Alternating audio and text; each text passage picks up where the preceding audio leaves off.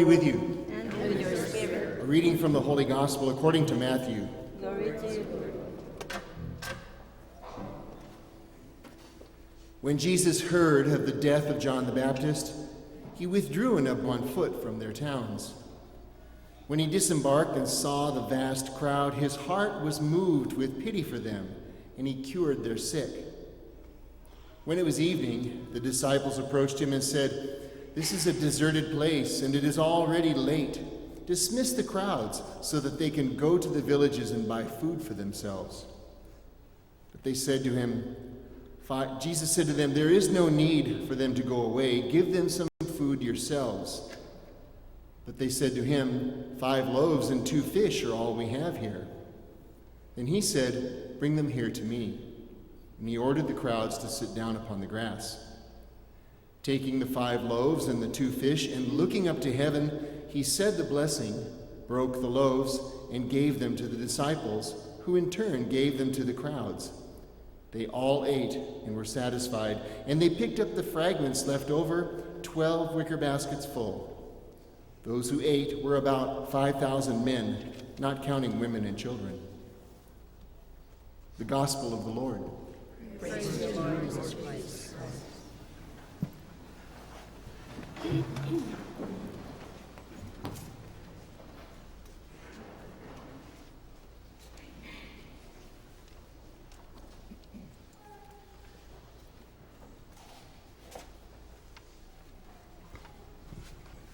So, good morning to everyone. Good morning. Good morning, Father. Oh, it's not convincing. Good morning. Good morning. There you go. Oh, you're awake. Oh, I had 2 pieces of paper here. Which do you want me to preach? About the script? About the script or about the gospel? I had the script over.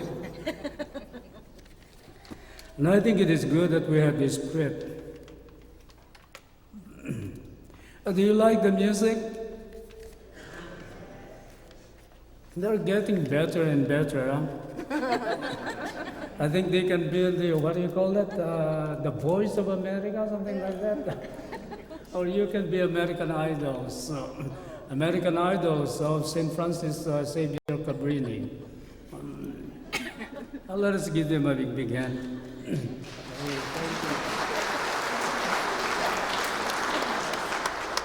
Perhaps if I will be coming back next Sunday, I think they will be better. But anyway, let's try to look at the gospel, because the gospel gives us something to reflect upon, especially the multiplication of the bread, especially the gathering of the bread, the leftovers, and then Jesus blessing the 5 loaves, the 2 fish, and then the disciples give it to the people. And that is important for us to see, because we're able to understand the generosity of Jesus, the miracles in the life of Jesus, the miracles in the life of the people of God. But first, I would like to begin my reflection with a story. And it is a story about a boy. Two boys were part of a national survey about human values. 2 boys. That perhaps listening to this story will be able to understand the message of the gospel. The story goes like this. In a TV talk show, there were 2 boys who were parts of a national survey on human values. How these values are developed in the life of people and how they are shared with humanity. So they were both asked the question, if you were given a loaf of bread, what would you do? The first boy replied, I will go to my mother and ask for cheese and ham to make a sandwich for me. So that's the answer of the first boy. And the second boy said, I will divide the loaf of bread into 3 and share it with my sister and my neighbor. The gift that I receive is also a gift that I have to share. I think the answer of the second boy is so significant in the formation of human values, beginning from the young generation up to this time. And I would like to repeat that. I will divide the loaf of bread into three and share it with my sister and my neighbor. The gift that I receive is also a gift that I have to share. See, that powerful response of the boy astonishes everyone, the viewers, and the TV talk show. And that is exactly what Jesus is telling us today, according to what he had performed in the multiplication of the loaf of bread. And listen once more to that part of the gospel when it says, taking the 5 loaves and the fish, looking up to heaven, Jesus said the blessing, broke the loaves, and gave them to the disciples, who in turn gave to the crowds. They all ate and were all satisfied. And there were leftovers. 5 loaves, 2 fish, given to the disciples. You see this, the exchange. Jesus taking the 5 loaves, the 2 fish from the people themselves. He blessed it.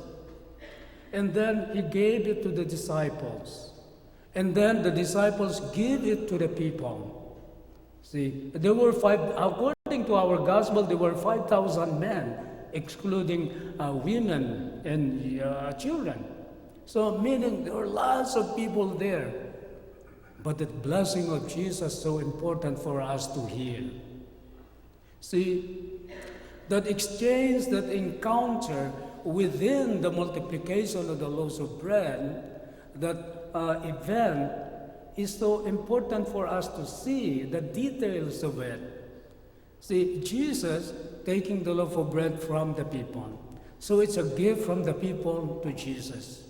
And Jesus blessed it. And you see what had happened. There was a miracle.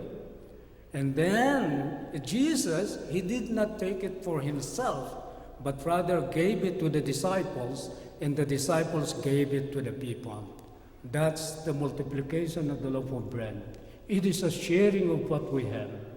It is a sharing of whatever we have in life to others, so that we'll become life givers. Like what happened to Jesus.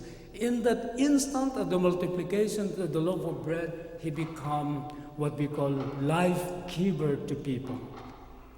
There are two things that had happened in the gospel, in this multiplication of the bread.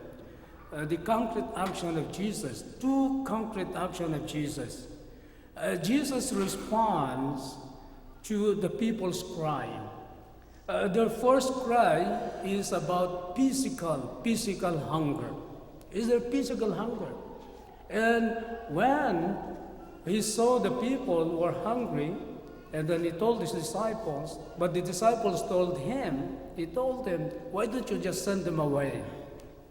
But rather, he responded to the physical hunger of the people. That's why you have the multiplication of the loaves of bread. And then the second concrete action that it happened at that instant, and that multiplication of the bread, is Jesus responded to the spiritual hunger of the people. See, first is the physical hunger, so that they will be strong physically. And then the spiritual hunger. He filled the hearts of the people with love. He filled the hearts of the people with compassion. He filled the people's heart with forgiveness, so that what they have experienced, they can share it to other people whenever they go home. So that's the multiplication. It happened there, physically and spiritually, in that event with Jesus, but it can happen also in the homes of people, because they have shared with Jesus how important it is to have this multiplication of bread. Now, that being said, we can sense there that Jesus is a hope builder, He builds the hopes of the people. He builds the hope of the people. That there is something that they can get from each other whenever they share and respond to each other's physical hunger and spiritual hunger. But the word hope is not an ordinary word. It is filled with meaning. It is loaded with concrete actions that we can do, especially as people of God gathered always in this table of the Eucharist. And perhaps we'll be able to really understand the word hope by trying to look at the letters, and see if we, the people of God, can become hope builder too, like Jesus. The first letter is H. It is heart. It is the human heart. The human heart is the habitat of love. The human heart is the place of welcoming. The human heart is the dwelling place of forgiveness. So that when we have this heart and we want to give people hope, is to love them, to welcome them in our midst. And then to forgive them if they have done something wrong to us and we have done something wrong to them, that forgiveness, that it will become a symbiotic relationship between you and the other person. That's how you can see not only the multiplication of bread, but the multiplication of love that you can share to others, because it comes from the human heart. The next letter is O. It is about openness, one church, one family, one community. That if you have this heart as the habitat of love, I think we can be one. In the creed is there one Holy Catholic Church, and that one Holy Catholic Church is us with a human heart. It is us who can be united together in this table of the Eucharist, because it is in here that Jesus tells us that we become one community, one cup, one bread. So that oneness of the human community, having faith in God expressed in this table of the Eucharist, we can be together. And we can multiply our being together as a people by sharing what we have experienced here, and when we go home, perhaps we can in turn tell to the people our experience, that in the table of the Eucharist we can become one with Christ, like what happened in that event of the multiplication of the bread, where people were one and they were reclining in front of Jesus. Now the next letter is P. It is about prayer. If we have the human heart who knows how to love, to forgive, and to welcome one another, and then we are one, I think it is good that we should be praying together. Because prayer sustains our faith to become one. Our prayer makes us be together as a people. Jesus said, when 2 or 3 are gathered in my name, I am in their midst. So prayer is important. A community that prays together stays together. And I believe that if we are together as a people, one in the table of the Eucharist.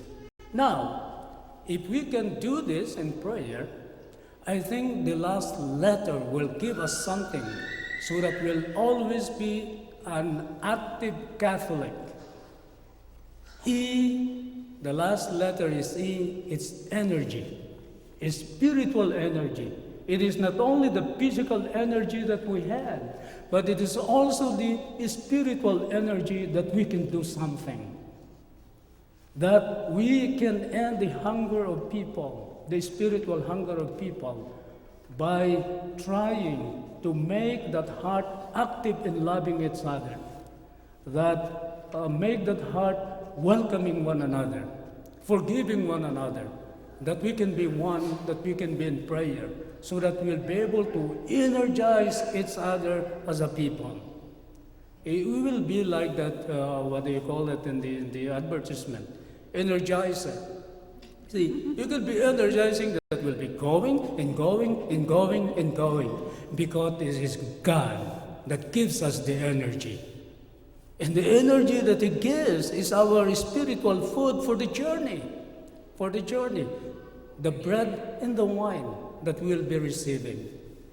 So today, digesting all this in our spiritual life, I think I would like to repeat what the boy said in our story when he said, I will divide the loaf of bread into three, one for me, one for the homeless in the streets, and for my neighbor. I think we can add all these things because we have this hope that we become hope builder. Be one, because God is here, one with us.